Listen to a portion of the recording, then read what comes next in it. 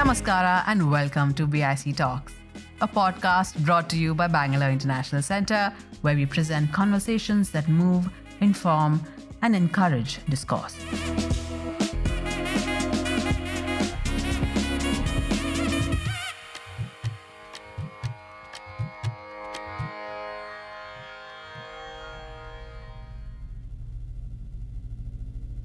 To me, I think in terms of where we should spend time and energy, if I had to rank order, like if I had my free will and I would direct AI investments, I think healthcare, maybe both physical health and actually even mental health, perhaps would be top of mind because that's really directly related to the human condition. I think, right? So like if we can take 50% of all the investments in self-driving cars and move them to like building better models for predicting disease, detecting disease. I was already giving you the example of that Mama clinic in Hungary. That so in the book we talk about this case where they built a cancer detection model for breast cancer. There were 22 instances, at least in a year, where the trained radiologists had missed detecting those regions in the imagery where there was malignant cells, and the AI caught it out there, right? So augmenting those doctors with that AI capability, actually, in many use cases, there's going to be a time now where if you're not doing this, you're probably going to have a malpractice suit. Ravi Bapna and Anindya Ghose, in their new MIT book, Thrive, Maximizing Well-Being in the Age of AI, take on the challenge of demystifying AI for the layperson using examples from everyday life. Their hope is that by giving citizens agency and understanding in shaping AI, we can get the most out of this newest industrial revolution. Author Ravi Bapna joins emerging market investor Narayan Ramchandran as they chart their way through the house of AI, a framework that provides a holistic perspective of the different pillars and layers of AI. This episode was adapted from an event that took place at the Bangalore International Centre in November of 2024. It's a particular pleasure for me to be in conversation with Ravi. We've known each other for a long time now, and he is among the early ones who has used data in the context of business problems, issues, challenges for decades now. So I think you will enjoy the conversation that is to come, particularly because it has specific relevance to all of us and to each of us. And hopefully we can explore some of that as we go forward today. This conversation is a little different, even though we will take a 5-minute detour on the technical aspects of AI, just so you are familiar with it. I think most of the conversation will be on the use of AI and the philosophy of AI and where it might fit in sort of the demonic side or the completely benign version of it. So we can go through some of those ideas as well, but the idea is to talk about the use cases of AI well beyond what is pretty obvious in newspapers and sort of our everyday interactions. So what I'd like to do is the following: invite Ravi to just sort of give an opening statement that might set the context for the conversation. Then we will go through, let's say, 4 or 5 thematic issues, and that should take us pretty much about 55 minutes or 60 minutes, and then we will have plenty of time for Q&A. So please, make sure you have your questions ready. Ravi has kindly agreed not only to take in-syllabus questions, but out-of-syllabus questions as well. So encourage you to do that because AI is such a vast topic and is so relevant to pretty much everything we do today. So welcome again, Ravi, and the floor is yours to begin. Thank you, Narayan. So when Anindo Ghose and I, my co-author, decided to write this book, it was about 3 years ago, actually. The publishing cycle is very long, and this is a very fast-moving technology. So at that time, our thought was, we want to write a book in AI, but everything that we're thinking about today will probably change next month, and then will again change, in 6 months.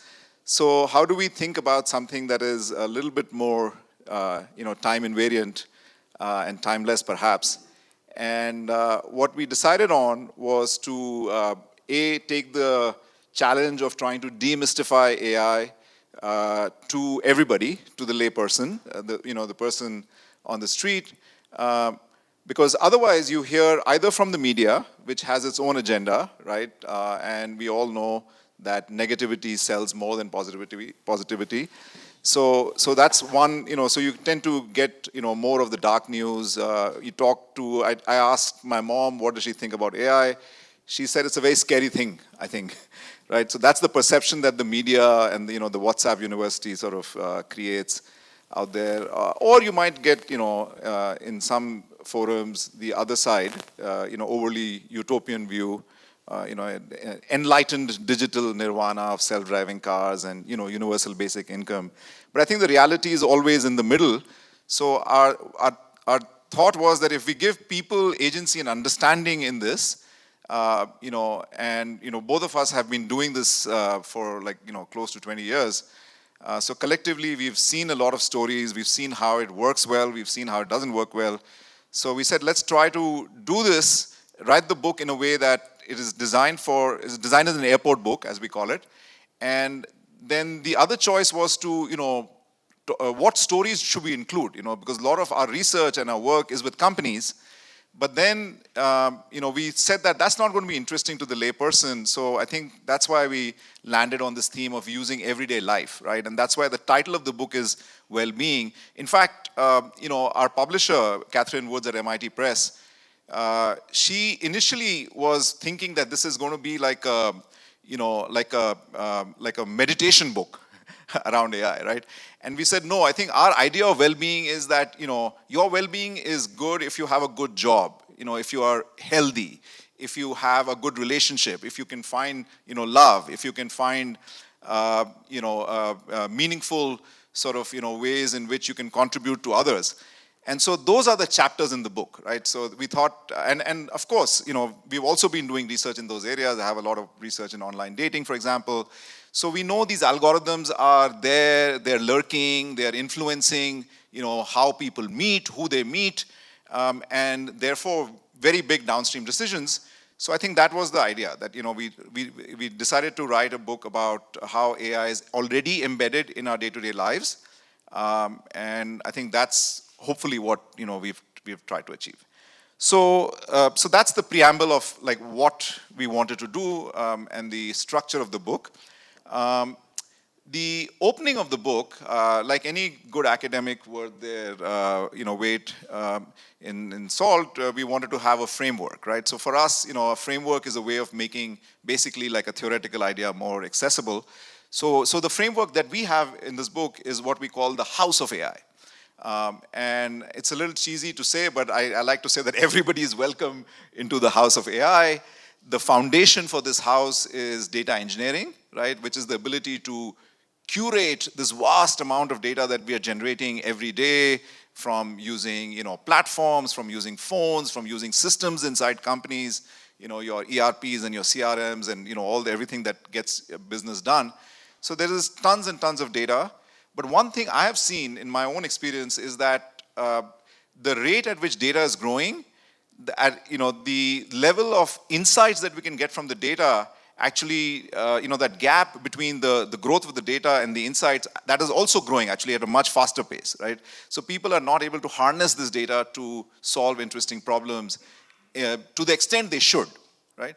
And so we start by laying down the importance of data engineering, that it's not, and 70% of all AI projects, tend to basically involve curating data in the right way, getting it out of different silos in an organization, which may be, governed by politics as much as technical issues, right? Who has access to the data, who wants to hold on to it, who wants to share it?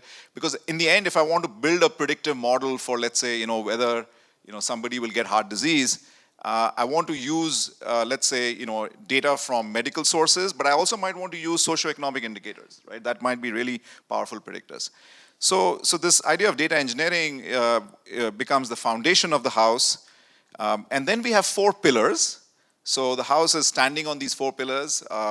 The idea that we can go beyond just doing simple visualizations and reports and use the power of machine learning to find interesting patterns in the data, right? This has been, a really, actually a big win for many, many companies.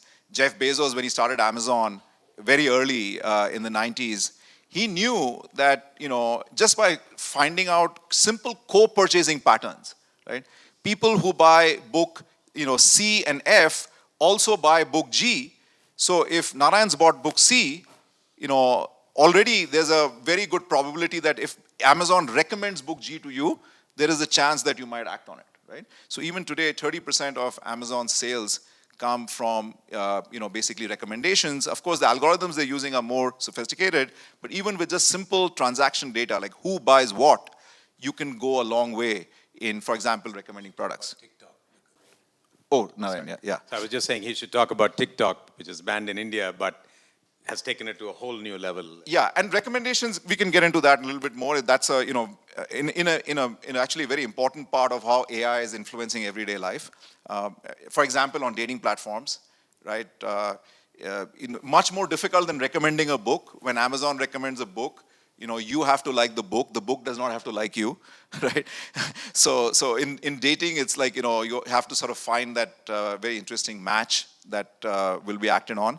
So the descriptive pillar, is a very good starting point. But the bulk of the value that we have seen, I run a lab at Minnesota the last 10 years. We've done several projects, hundreds of projects actually. The bulk of those projects tend to fall in what we call prediction, right? I might want to predict whether somebody will, churn from, from your company, right, as an employee. So that could be a people analytics problem. You might want to predict whether, a product will fail, right? And maybe there's, going to be a recall that's come out of that. So you might want to, for example, predict or detect whether somebody is fishing, illegal, fish from trawlers. And basically your inputs there are images that are coming from cameras that are put on boats, and we can build a model to detect whether a fish is legal to catch or not, right? So prediction is 70% of the value even going forward in the next 3 years. And by the way, we may think of generative AI as the only thing that AI is all about. Actually, that's a myth. Most of the value that's going to come in the next, I would say, 3 years is from what I call more traditional AI, right? So things like prediction, these machine learning algorithms that allow you to detect anomalies, to recommend things. Also, we've woven this idea of separating correlation and causation, right? So that's a part of this framework. We woven the idea that we have the ability to optimize things, right? So if you're running Zomato, you might want to optimize, the schedules that your delivery people are on, and that could be a huge cost saving. So those foundational layers then build these foundational pillars, rather, then allow us to go and tackle even more interesting challenges, right? And so then we get a layer on top of that where we get into deep learning, reinforcement learning. We actually even put generative AI in that layer, and we can get more into what generative AI specifically is. But the idea that we can go to more richer data, right? So traditionally, when people were doing analytics, they were looking at numeric data in columns in Excel, a CSV file. That was the idea of like the input that we would give to these systems, right? But of course, we are generating text, we're generating audio, we're generating video, we're generating images, and all of those become now good fodder to then feed into even more complex algorithms that can but do interesting things, right? So my favorite example is a system developed in Eastern Europe that can actually detect cancer in breast cancer and has done better in many situations than even trained radiologists out there, right? So that would be an example of a deep learning model. So to take those non-structured data and then get insights from that, we need a little bit more math, we need a little bit more computation, better algorithms, and that's available today, right? And then finally, just to wrap up, the roof of the house is this whole idea about fair and ethical and unbiased deployment of data, right? Explainable AI. The idea that, why is a particular let's say forecast being shared with a company, right? If you're saying that your revenue is going to go down by 6%, whoever you're giving that information to is going to ask you the why question, the how question, on what basis question, right?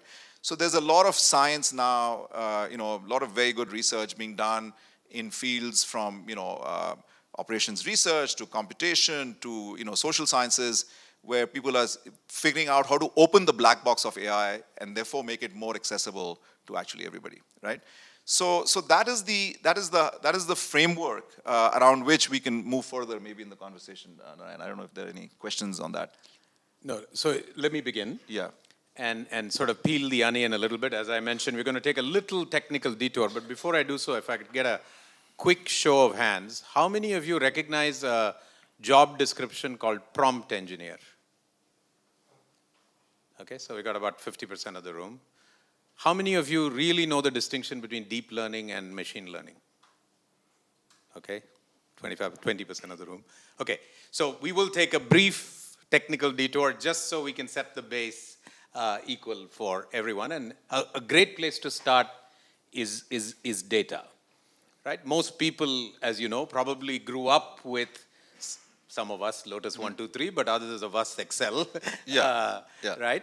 And think of it as something we can touch, feel, and therefore visualize into something. Mm-hmm. And every step of that transformation is understandable. So tell us the nature of data for artificial intelligence. Right. And also the evolving nature of the attributes of the way we host data in databases and so on. So this is the foundational layer for those of you who prefer civil engineering to computer science. This is literally the pylons that go into the ground, the noise that everybody hears in Bangalore all the time. This is that part of it. So yeah, sure. So let's use generative AI as an example to work our way through this, right? So, and generative AI itself is multimodal, so it can generate, not just text, but many other things. But let's take, something like a language model, like, ChatGPT that many of you have used, or Gemini, or Claude. So let's think about, like, the data there, right? So the starting point for a language model like ChatGPT, is essentially all the written text that you can think of on the web, right? Just imagine everything on Wikipedia, everything on the Common Crawl, everything on New York Times, which is an interesting... The reason why he's saying that in particular is there's a very specific case going on, where New York Times has sued ChatGPT for potential misuse of proprietary data. Yeah, and Anando, my co-author, is actually the expert witness on the side of New York Times. So his job is to extract their pound of flesh from OpenAI. And so if you think of all of that data, the first step in taking that textual data. So first of all, the job of that language model essentially is to take, let's say, a partially completed sentence and predict the next word or the next phrase, or even maybe, if the input is, let's say, a sentence itself, to predict the next sentence, right? So it is a prediction model for predicting language. Okay, so that is kind of the foundation of what ChatGPT is, right? So the data is like everything that's ever written, right? So think of a sentence. So what we do with that data is we, first of all, basically convert that. In the end, computers and algorithms can only work with numbers, okay? So we have to do, in very simple terms, the text to numbers trick, okay? And the trick here is to take that text that's out there and encode it in the way that, we describe, let's say a house, right? So if you wanted to sell a house, the house would have so many attributes: how many bedrooms, how many, what is the square footage, how many bathrooms, what is the size of the kitchen, and so on, right? So there are features about, anything that we can think about, features of a house, that would be the description of the house. So similarly out here, what we do is we create what's known as an embedding, which is essentially a numeric representation of a word, in, let's say, 20 dimensions, just to keep things simple, right? In reality, it may be like, 2,000 dimensions, but let's just think of it as 20 dimensions, right? So we're going to create a numeric representation of every word. Now, what are the features out here? The features are the relationship of that word to other words around it, right? So that's basically the context, right? So you think of a word like, walks, right? That word can appear in so many different contexts. So I want to represent that word in a contextual space, right? Which then assigns meaning in some senses to the word, right? And once you put something in that vector format, you can do math, you can do arithmetic, you can basically add two vectors, and you can say that, the distance that I go, the distance I have to travel from man to woman, if I take that distance, and then I start with king, I will get to queen, right? It becomes simple math, right? So that's the first step. So we take all this, and by the way, what I'm telling you is for text, we can take the same idea to images, to pixels of an image. We can take the same idea to bits of sound, right? Basically, we tokenize these, real world things that are out there and convert them into numbers. We model the context that these numbers appear in, so that now we have a representation of a word in its position in the larger scheme of life in some senses, because that's what the written word represents. And then once we do that, then we can use a lot of GPUs from NVIDIA and a lot of computation to build models to basically amongst all the words that, like, if I stop here, what is the next thing I'm going to say, right? The language model is going to basically give me a probability of all the words that are out there, what is the most likely next word, right? And how does that learn that? It learns that from basically, in some senses, parroting what was written before in context out there, right? So just to wrap up, just to sort of, summarize this, we take things like words, images, audio, video, more richer data, represent that in an embedding, which is just a numeric representation that gives it meaning and context. And then we use that as an input into basically a very, very, very large prediction model, in the range of things that we could even imagine, like even a year ago, I would say, in terms of the number of parameters of this kind of model, right? So if you've ever fit a regression model, right, you may have had, in a normal like business context, you may be, let's say, doing, pricing. You may fit like 20, 30, independent variables to predict that Y. That would be a, 30 parameter model. When we are saying, I want to fit a model to predict the next word, we're talking maybe of a 30 billion parameter model, right? That's the kind of regression we are fitting to predict the next word, but we can do it now because of other advances in computing. And that then becomes basically, with other innovations around putting guardrails and, human feedback and so on, that becomes a system that, is, commercialized in the form of ChatGPT, right? So I don't know how clear I was on that, but that's an attempt to sort of break it down. If I can synopsize, Yeah. the next idea is a token. Yes. And what the model is attempting to do is to minimize the distance to that token. Today, that distance is measured as a probability, but there's lots of work going on to take it not only as probabilistic, but potentially other ways to minimize that distance.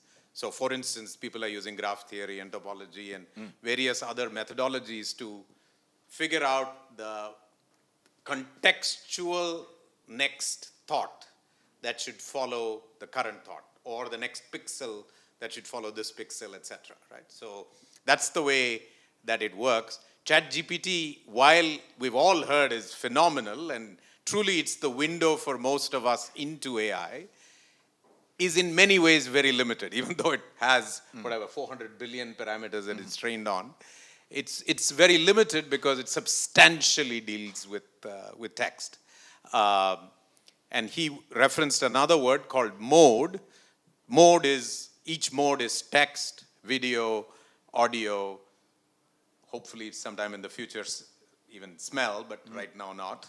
There are actually some models. Beginning to have that as well, where you have the elemental smells, and the tokenization of the smell on the other end of the releases the right combination here, right? So while there is a gap between what the source is and what the end is, the smell can be recreated, so to speak. So all kinds of things going on in the world of AI. If you think of the power of this, it is coming because the compute power is so effective that you can actually do this Yeah. 40 billion regression, which was not possible. By the way, AI itself is at least 40 years old. More actually, like it's in the 50s. So I think the Dartmouth conference was in the mid 50s. So a lot of the theory that we are using today actually So the has coming been around. together of the theory, the data engineering, and the compute Yeah. is really why AI is alive today and a great idea 50 years ago. Yeah. Right. Is that what Yeah, you- yeah, absolutely. And I think thanks to the vision of people like Jensen Huang and NVIDIA and others who knew that we had to go beyond the model of computing that all of us are familiar with, like with the general purpose CPU, right? So that idea that we need really powerful computers to play video games, by the way, right?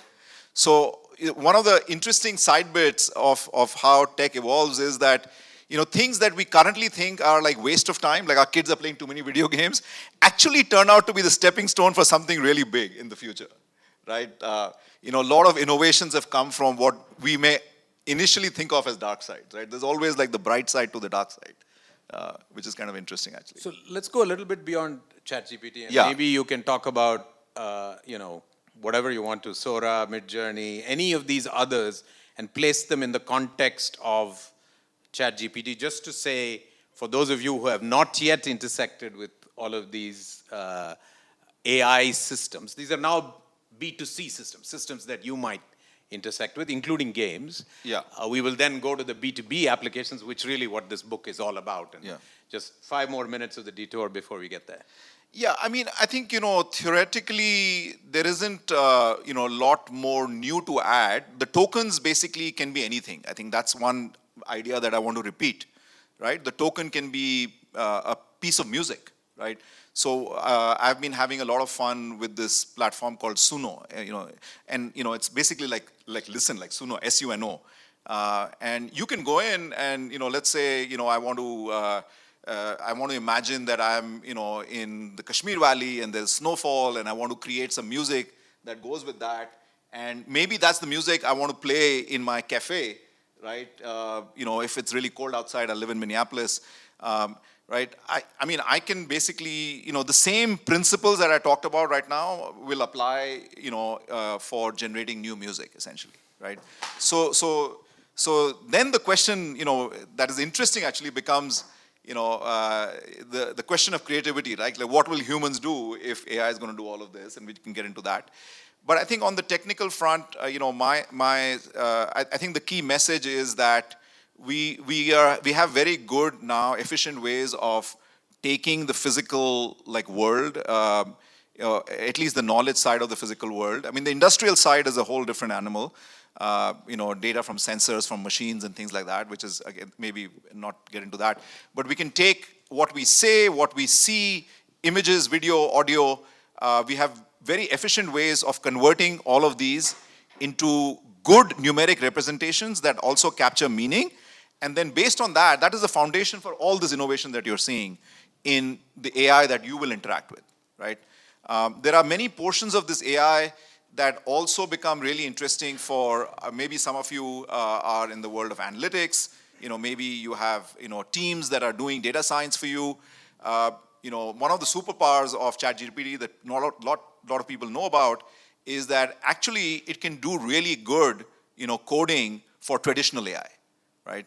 If you give it the right context, you set it up in the right way, you can have it generate Python code, execute that Python code, be very robust about it, debug it, and then give you answers back in a very user-friendly manner, so that somebody who doesn't even know how to, for example, train a random forest model, can actually just access that technology, right? So this is going to democratize access to that, which for me is very exciting, because this has been the story of my life for the last 20 years. I've been trying to teach managers and executives how to use that capability, right? And I think it's a game changer, actually.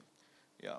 Good. So we'll stop with the technical stuff. We can go down a rabbit hole on this one. Anybody interested in talk to Ravi afterwards. But let me switch to the use cases, which is probably far more interesting and actually makes up the bulk of the book, which makes it eminently readable, approachable, and relevant to each of our specific lives.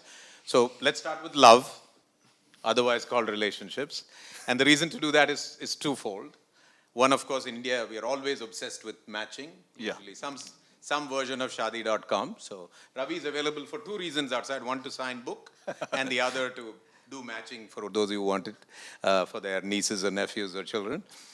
But he also worked with OkCupid even before AI became a thing. Mm-hmm. So he's been working on this context of matching for quite some time. So just describe the matching process and how we used to do it unimaginatively, and then how we are doing it with AI. And might I expect my son-in-law to be a little bit better?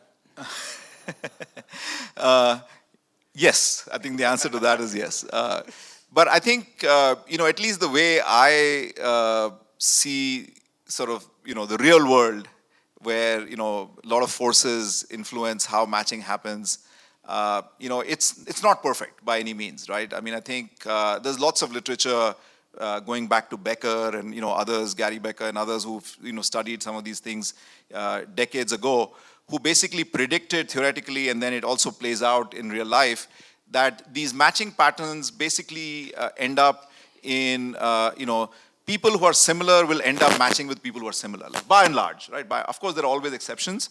So they call this sorting, right? That's called the sorting. And that happens because, in the physical world, who are you likely to meet? You're likely to meet somebody you went to school with, right? Somebody your parents know, somebody who's at the club that you go to, somebody you meet who's at the bar that you go to, right? And the physical world is in some senses, in that sense, limiting, right? On top of that, there are social frictions, right? So, for example, for the longest time, women, by the way, this is nothing to do with Indian culture. This is actually globally true. Women don't historically have been programmed not to make the first move. Okay, at least in heterosexual markets, right? So there's that friction. There could be friction of being socially awkward, being not I guess forward enough to go to somebody at a bar and maybe strike up a conversation or flirt or get exchange numbers at the end of it, right? That requires a certain type of social I guess capability that again a lot of people may not have, right?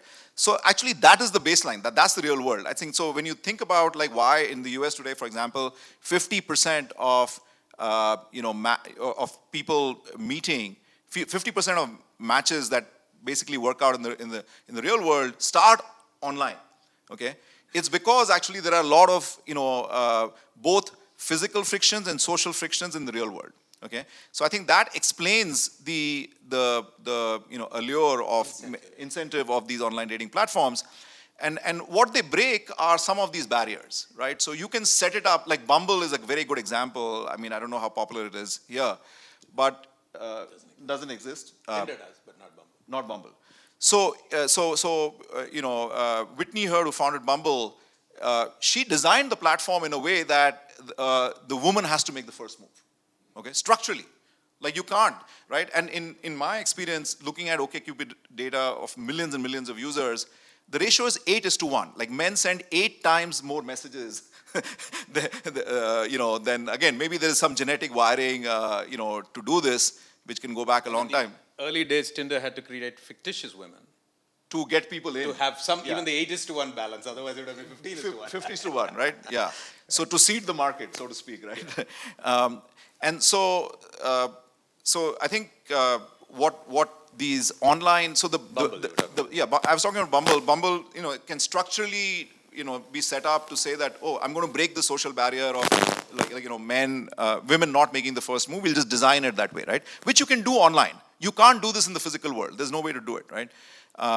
And so the kind of AI and the analytics that's sitting in the background that's driving a lot of these are essentially the aforementioned recommender systems algorithms, right? So there's lots of very good science very smart people, including in my department, sitting and designing these recommender systems. And again, in the dating context, it's so one of the cool things is that they can take into account many more attributes than what mattered in the past, which was, where you live, which school you went to, what bar you go to, who are your friends, common friends, and so on, right? So you can take into account how you write, how you present yourself, like what your, imagery is very big. Tinder was basically all focused on, the looks on the photograph. But these are more dimensions than what we had considered in the past, right? So in the past, there were, I would say, 5 or 6 key dimensions that influenced who you end up with, right? And again, we're not getting into like arranged marriage and those kind of things anyway, but now you can have, maybe like 50 dimensions actually, right? That also includes, how you describe yourself, right? Or how you look, or what photographs you put up there. So that allows the breaking of the sorting, right? And it also allows people who don't have that, social capability to meet people, essentially, right? So I think that has been the big innovation, I think, in the area of love. There is a broader spillover into just more, non-romantic human relationships. So we have a chapter on that in the book as well. And I was motivated by this, by a personal story, actually. So, my parents, live in, my mom lives in Jaipur right now. My, father passed away a few years ago. And one of the things about them was that they really love to travel the world, right? So they, my father was a government servant, but he figured out, really, really innovative ways to get to, like, academic conferences all around the world on somebody else's dime. And so as they got old, it was hard for them to, they were the physical pain of traveling abroad started sort of increasing. So Sophia and I, my wife's there, we set up an Airbnb that is right next to their flat, right? And one of the, Airbnb is a very, very sophisticated, there's AI embedded in literally every aspect of Airbnb. So Airbnb on the host side will, for example, model their interface in a way that, tries to give you the optimal message size of the text box that you can use to message somebody. It shouldn't be too big, it shouldn't be too small. That then, allows a response to come from the other side, right? So they're thinking about every little detail. But that platform, going back to my story, became a way for actually the world to come to my parents when they could not go out, right? So for them, it was really, they honestly didn't ever think of these Airbnb people who were visiting as guests. They kind of would actually want to invite them for dinner and then take them out, and see the bazaars of Jaipur and so on and so forth, right?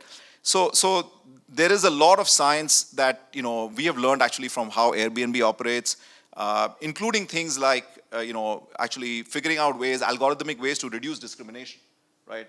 So that was a big problem on Airbnb. Initially, they started looking at the data and they found that, homes owned by black people are significantly less likely to get booked than, homes owned by, let's say, the majority group.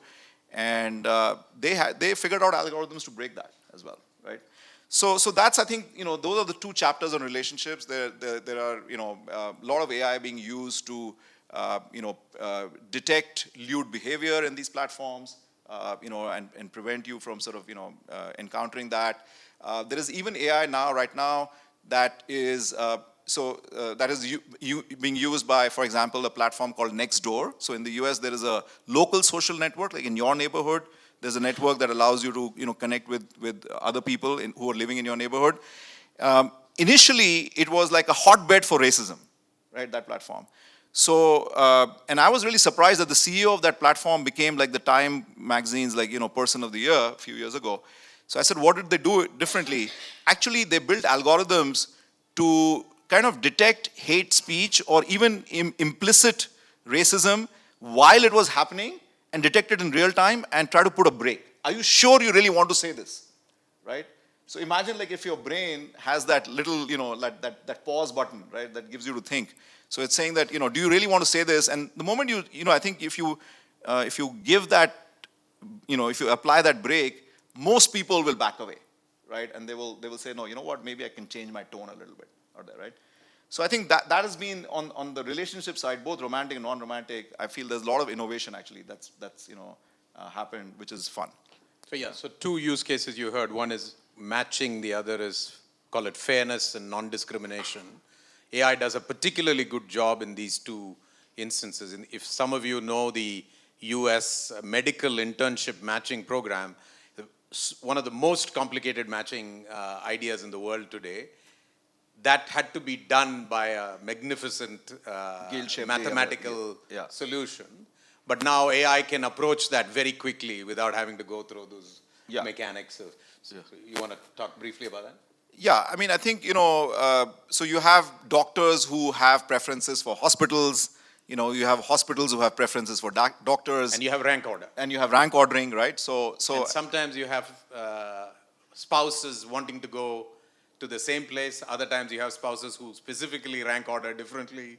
So you have multiple 1 or 2 person preferences, both supply side and demand side. And in the end, the goal of the algorithm is to basically minimize the pain to everybody collectively, right? So you may not get the best solution, but the Gale-Shapley algorithm that is used actually in the real world to do this matching, it works in a way that anything that you deviate from that would actually, basically, hurt somebody more than they deserve to be hurt in some senses, right? So it kind of minimizes that. And it's a really, really, And so that with AI just becomes much. Yeah, you can do that on steroids. You can do that at scale. And we can do this in many other contexts, right? Think about assigning people, your employees to teams, right? What kinds of projects they want to work on. And you can find many settings for something like that out there. Should we, since you said employees, let's switch to work. Yeah. And another very good example of AI is how it might apply in a variety of work contexts. But let's just take a sort of a horizontal rather than a vertical for a moment. So just idea of matching at work, idea of predicting people sort of continuing, lack of churn at work, some just various ideas of so the workforce. As we were doing the research for this chapter, COVID was sort of, in the middle of, this whole process, our research, and the nature of work was, being disrupted in many different ways.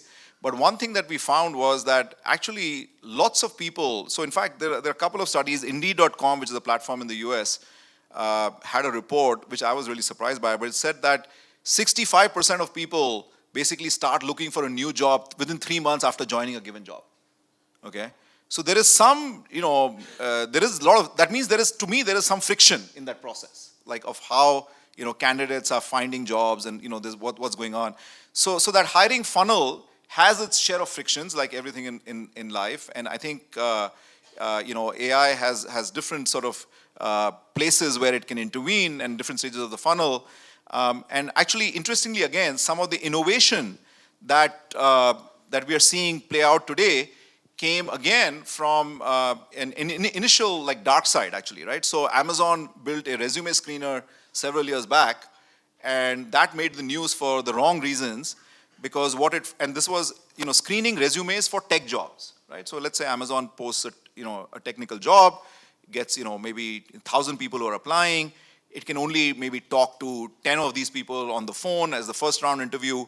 So the job of the AI is to figure out who are these 10 people, right? And as opposed to a human reading 1,000 resumes, can we, improve that process, right? So you can build a model to do that. You can take the text of the resume literally as the input. You can take, prior data of good performers and bad performers as the outcome, and you can try to find the patterns that, match these text to those outcomes, right? So that was the process that Amazon did. It built the resume screener, it deployed it, and it was in the New York Times for basically saying that, Amazon's resume screener discriminates against women. Okay? Because essentially, what happened was, historically, for reasons that are determined by society, not many women were doing tech jobs in general, okay? And that was true even at Amazon, right? Why was that the case? Because not many women were signing up for, STEM degrees, in engineering colleges or whatever were the conditions for that tech job, right? Why was that the case? Because again, we can keep going back to where the root cause of this, But from an AI perspective, the data that was used to train the model had maybe 10 or 15% women and 85% men, right? So one kind of lazy learning feature that happened was the algorithm basically correlated being a man as being a good tech performer. Okay, and this was obviously in the news. Goldman Sachs had the same problem with when it launched its Apple Card, the credit card. Two spouses applying from the house, the wife got denied by the card. Actually, the man got approved, right? So there is this kind of issue of there was this issue in this people analytics space around the bias that these algorithms could put. So something like that comes out, you can bet there are a lot of smart people, PhD students who would say that, what, how can we fix this problem, right? So now actually resume screening is a very, very big use case, because what we have done is we've brought in reinforcement learning as the solution to this problem that I was telling you about, right? So what is reinforcement learning? The idea is that we will systematically take a strategy to explore and exploit, okay? So imagine now there are 10 candidates and I use my old model, and that old model scores them, rank orders them in a particular way, right? And maybe, there is this guy who's got the highest score. The reinforcement learning algorithm will say, what, that person may have the highest score, but I'm going to, reserve 20% of my decisions to exploration, so I'm just going to randomly pick actually somebody else. I'm going to take a chance on somebody else. I'm going to basically invest the cost in learning about the preferences of somebody else, right? And I'm going to do this systematically. And the moment I start doing that, then some more women come into the fold. And hey, you know what? If they actually work, they're amazing in tech, right? They're doing a great job. They probably are less likely to churn. There could be lots of other spin-off benefits, right? And therefore, then actually the system starts correcting itself, right? So that is right at the top of the hiring funnel. I think there's been some really good innovation, going in and making the whole process a little bit more efficient, okay?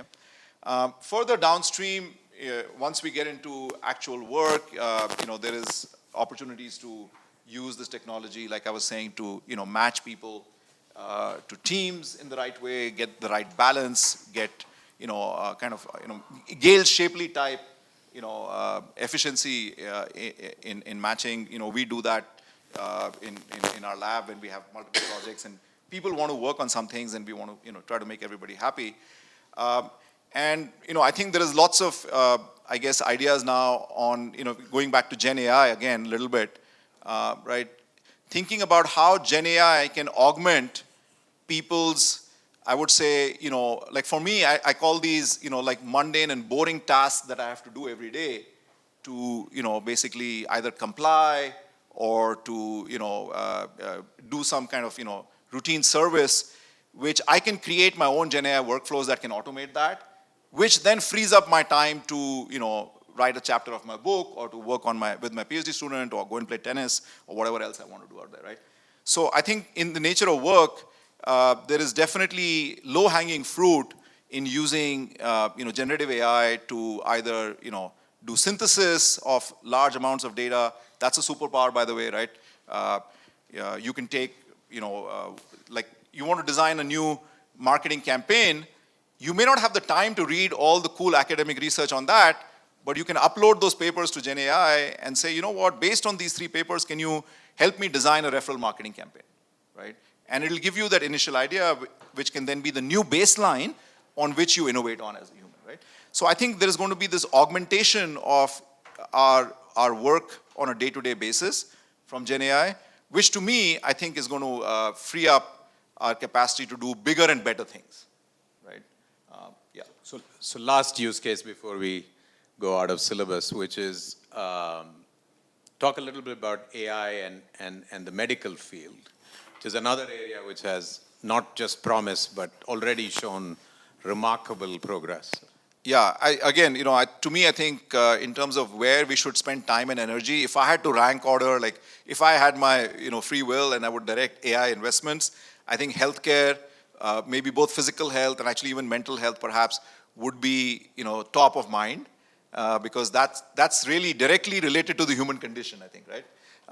So like if we can take 50% of all the investments in self-driving cars and move them to like building better models for predicting disease, detecting disease. Right? I was already giving you the example of that Mama clinic in Hungary. That so in the book we talk about this case where they built a cancer detection model for breast cancer.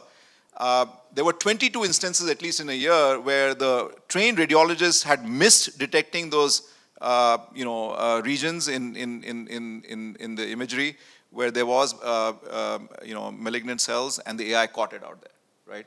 So augmenting those doctors with that AI capability, actually, in many use cases, there's going to be a time now where if you're not doing this, you're probably going to have a malpractice suit, right? Up your head, right? So there is, and radiology has been the vanguard, because again, very good structured data, very good, large histories of diagnosis of, does this X-ray have a fracture or not, right? I can take the pixels of the image and, build a model that can do as well as some of the best trained radiologists, right? And there are, several papers in JAMA and others that have looked at even things like retinal disease in babies, right? Which is very difficult to diagnose. And you need like super trained, super specialists in elite hospitals to do that. Hey, but what about like those babies in sub-Saharan Africa, right? Or in rural India that don't have access to this care? These models can basically be productized by, lots of innovators like you all out here and can be delivered. So there is this idea of using this technology in diagnosis and detecting disease, in discovering new drugs, right? So the Nobel Prizes that were awarded this year, in chemistry, for example, the protein folding was, basically recognized as a breakthrough technology. So that's another use case. Some more simple but actually really powerful use cases in helping the life of doctors, right? So one of the prototypes we built in our lab was to take a patient-doctor conversation like this. Like, let's say you're the doctor and I'm the patient, and we're having this conversation. So in the US, the doctors have to, at the end of the day, after spending all their day seeing patients, have to go into this system called Epic, which is an electronic medical record system, and basically do data entry, right? They have to go in there and make sure that everything is captured. Because if they don't, then there are like other downstream implications, including them not being able to get billed properly, right? So because the doctors have to submit these claims to the insurance company to get money. And there's also, worries about like getting sued for malpractice. But this is, you talk to any doctor friends, this is the pain in their life. They hate doing this, right? So what did we do? We built a workflow where you could take the conversation, actually use Gen AI, so to use basically simple Gen AI technology to transcribe that conversation, and then to extract all the features that go into the Epic form, and then we can press a button and fill out that Epic form almost to 90% accuracy. The doctor can scan it and say, you know what, I need to add a few more lines to this note. Everything else looks good, and the disease code is detected correctly, because that's the key for billing, and you press a button and you're done out there, right? So that's a big pain point reducer in the system. We can go on, there's so many examples, right? I mean, I think Dr. Joe Halamka, who heads AI at Mayo Clinic, he and I were on a panel in Minneapolis, and he said that their favorite use case right now is giving, these, so Mayo Clinic is a, kind of a specialty clinic near Minneapolis, so most of the people who go there are really sick. Like they have, there are very complicated cases, and a patient might have on average, like a 200-page medical chart. And the doctors don't have the time to read those 200 pages before meeting a patient. So guess what? We can use Gen AI to synthesize that, right? And give them the highlights so that they're better prepared to meet the patients, right? So I think there are, many interesting use cases. And this is very exciting, actually, I think, the healthcare part. So that's what is in the book, lots of case studies of the type that Ravi just went through. We've only touched 2 or 3 of them. There's several more, so you can sort of dig into them. There's also references to what companies are doing in each of these areas. So you'll get a window into Airbnb or OkCupid or any of these companies. So I think it gets you much closer to the efficiency use of AI, the effectiveness use of AI, and much else besides. So the Indian word I'm going to use is out of syllabus, but the AI semantic would be hallucination. So let's just hallucinate for just a second. And we're going off topic here a little bit. And this is because, I don't know how many of you followed, but this year, all the science AIs actually went to artificial intelligence. Physics, chemistry, and the Nobels. The Nobel, sorry, went to physics, chemistry, and physiology. All of them went to actually AI practitioners in those fields. They didn't actually go to a doctor, or they did go to a doctor, but a doctor practicing AI. And based on that, let me ask you this question. There's also beginning to be broadly two philosophical camps, if you will. One headed by one of the Nobel Prizes winners this year, Hinton, and another by a guy called LeCun, who's out of New York. And you want to describe sort of their positions and how this middle of the road is a much more effective way to think about the next several years at least, rather than get drowned in either end. That's right. I mean, I think, so Jeff Hinton, I think is now maybe kind of emeritus, but he's a professor at University of Toronto.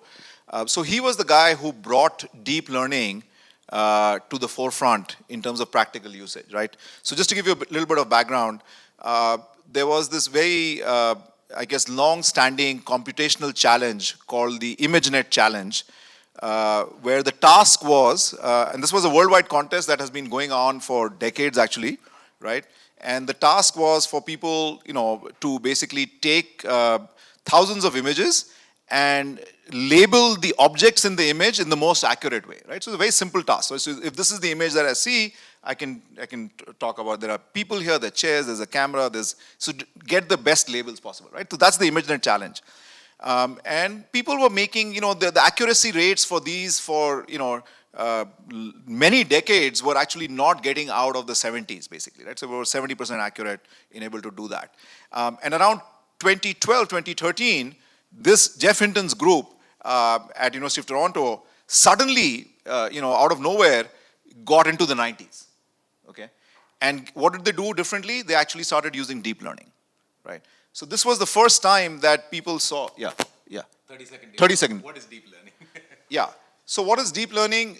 Deep learning is essentially, so the building block of deep learning is, is basically a neuron. So the mathematical representation of, a neuron in our brain, right? So that's like the most fundamental block of it. What is this neuron? The idea is that it takes certain signals, and when these signals get we can estimate the relative importance, the right weights on them, and we fire them through a particular type of activation function. Basically, once these signals become interesting enough, that neuron fires, right? So think of that, right? So there's a mathematical representation of this process that happens every second in our brain, right? So that is the building block. Now, people used to build simple neural networks to do all kinds of things for a long time. Why? Because it was very computationally infeasible to make, bigger neural networks. Like, if you think about the number of neurons in our brains, that's in the order of like millions, right? So we could not build those kind of networks because we just couldn't estimate the weights that are needed to, accurately do anything, right? But then we had like this breakthrough of computation and algorithms, and just, some simple, like basic, calculus in some senses that allowed us to become very efficient at estimating these weights for not just one neuron, but a whole system of neurons, right? So many layers of these neurons, and that's why it's deep, right? So a shallow neural network has this one layer. A deep learning neural network may have, 200 layers that are just connected to each other, right? So that's basically in a sense. If I understand it correctly, you can't necessarily decipher it going backwards. Yeah, You can but only decipher. The distinction between machine learning and deep learning is machine learning can be disaggregated in both directions, whereas deep learning cannot be disaggregated in the backward direction. well, I mean, Is that right? the most like certain type of deep learning models, the one I'm talking about, you're right about that. Like that's the convolutional neural network that is really good at images. That cannot go backwards. But then people said, oh, no, we want to be able to look back as well, right? Because that might give us some very good contextual information. So there have been other innovations that have actually solved that problem as well. And in fact, the large language model, Gen AI, is in of itself a particular type of deep learning architecture called the transformer, basically, that we were talking about earlier. So going back, that's the story of Geoff Hinton, right? So he's a rock star, basically, in the world of AI. And so is Yann LeCun, right? I won't get into the details of his contributions, but they are all in that same camp. And I think what has happened now, at this point in time, is that Hinton has taken the stance that we are getting, this capability is getting to a level that could be potentially dangerous to humans, right?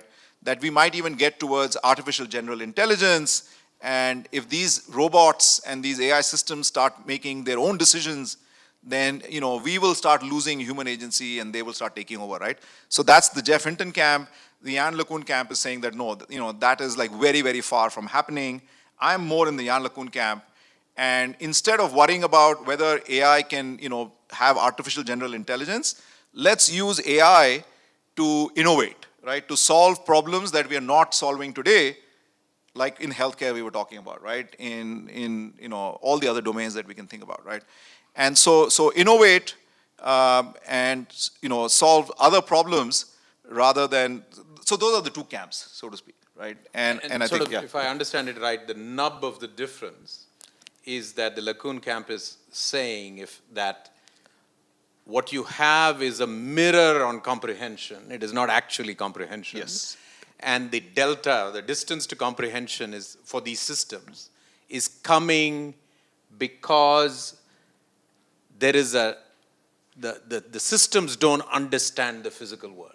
Oh yeah. And the example that LeCun uses is a baby can observe 3 things and make a pattern out of it. And even with 400 billion parameters, only the algorithmic version of it the computer can understand. He can't quickly follow, a mother's mood, for instance, or things like that. So to LeCun, while you might get artificial general intelligence, it's a limited thing, which is much more anything that is breakdownable into tokenization and mathematical comprehension, it will actually get enormously good at. So Go and chess and any analytical systems. But the moment you introduce the interaction with the real world, there is going to be that gap. And as for the moment, there is no bridging that gap.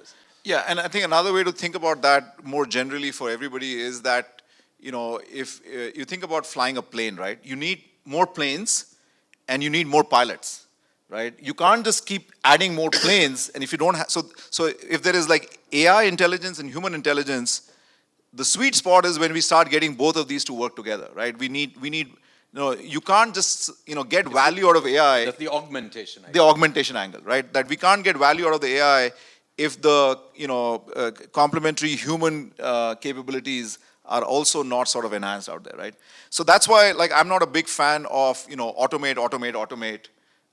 Or maybe if you're in Europe, it's more regulate, right? That also, I think, has its own costs in some senses. Of course, we do need some regulation in certain areas, but I think the key word for me is innovate, right? Like, there are many new problems we can solve, and that does not mean that, we're going to have, that means that we can basically find meaningful employment for people. It does require, what in the book we actually call for a Marshall Plan to educate the workforce in understanding this technology, right? And then that starts at school level, so that is actually a kind of an interesting point as well.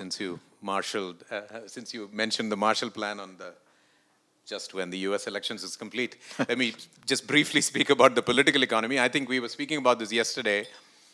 There is a political economy angle to this as well, which is that if artificial intelligence goes down the direction where some of these benefits seep into society rather than just be captured at the top, then the political economy will work for a lot of these goals. So it'll be a sort of a self-sustaining thing, right? So if inclusivity and impact and advantage deepen in society as a consequence of all of this, then the political economy system will also be geared towards using all of this.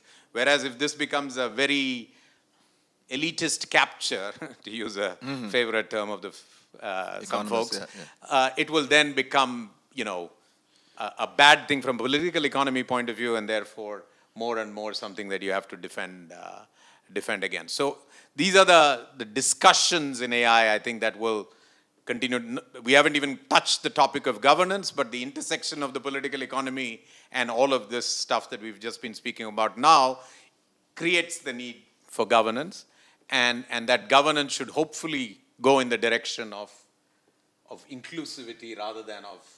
Yeah, and that's where I think, like, all of you being part of this conversation, and then even to a higher level, I think leadership in the end matters. Like, I feel like we need more Satya Nadellas of the world than the Zuckerbergs of the world, right? Because I think the vision that they're going to have is going to be of the nature that, we were discussing right now, which is to, create more, augment human capacity and do more things.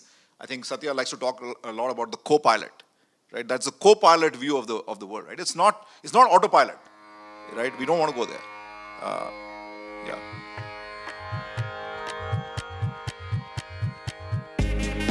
You have been listening to BIC Talks by Bangalore International Centre.